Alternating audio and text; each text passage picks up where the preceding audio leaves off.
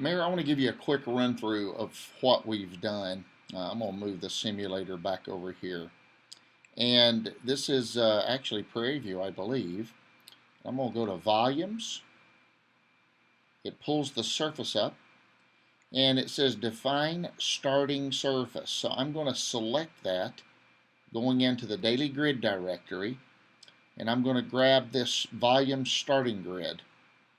What it does is it pulls the surface back up, and I see the outline of the starting grid, the perimeter of the starting grid, but the surface is loaded on top of this. So what I do now is it still says Define Starting Grid. If I go select again, I'm selecting another starting grid to replace this one. So what I want to do is I want to go to Next, and now it says Define Final Surface. Select, go to Daily Grids. I'm going to grab this final end surface. And what it does is it loads the surface, the second surface, in its perimeter. Now, if this second surface, which you can see, ending surface is blue, starting surface is red.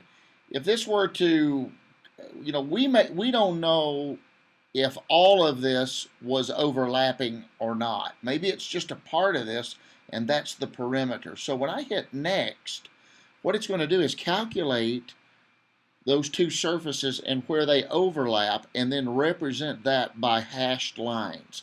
Because then we can intelligently draw or select a perimeter for volume calculations. In this case, the starting surface, the ending surface, and then the volume area where they do overlap happens to be all of this. So I can now intelligently see where that is. So, and you can see here, there's a little bit right here that's not. So let me go in, and now it says Define Perimeter. If I go Select, I can select a perimeter if I've got a polyline file. I can pick it from the plan view if it exists, or I can draw it, which is new. So let's say I want to zoom in a little bit. Okay, so I'm going to draw. Maybe I want to do this and get a little more accurate on how I'm drawing my surfaces. And then I'll do something like that. You can kind of see what I'm doing. Now, if I want to undo something, I can back out the way that I'm drawing it. So all of this is new stuff. I like the way this interface is. It gives me a little more control. And you may not get this crazy with it, or someone might. So now what I have is I've got my starting surface, my final surface, the hashed areas where the two actually overlap, and then I'm able to draw my perimeter where I actually want to do a volume calculation. Once I accept that, I can save that perimeter I just drew. Let me just put it in volume test 1 and overwrite this, and that saves that perimeter. So now that I can recall that if I want to. So now if I hit calculate,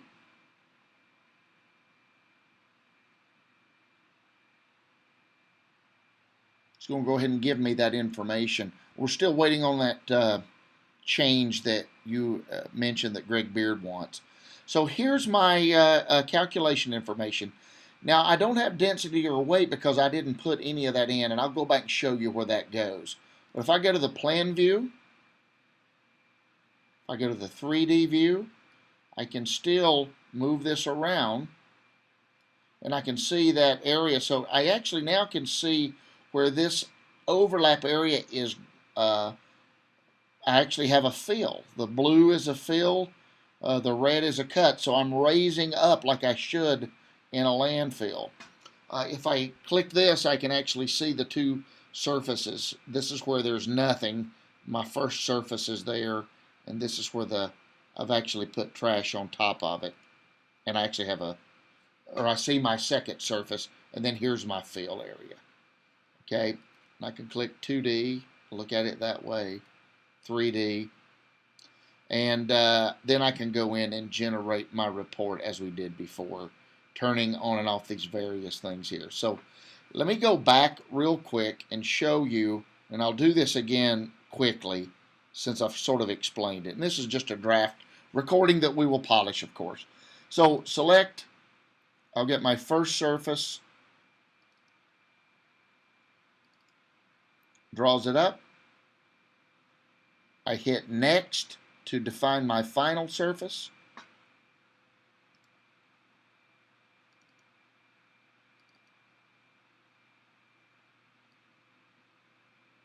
Okay, now I can go into options, and that's where I'm setting the line color for my starting surface, final surface, and my perimeter lines. And if I turn this on or off, most of the time you're going to leave this off. But if I turn this on, it's going to actually use the perimeter elevations in the computation. This is more for stockpiles than it would be for the way we're doing it, at least in compaction.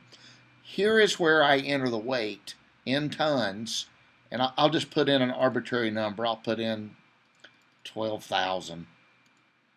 Now that I've got a weight there, and I press OK, I go to next.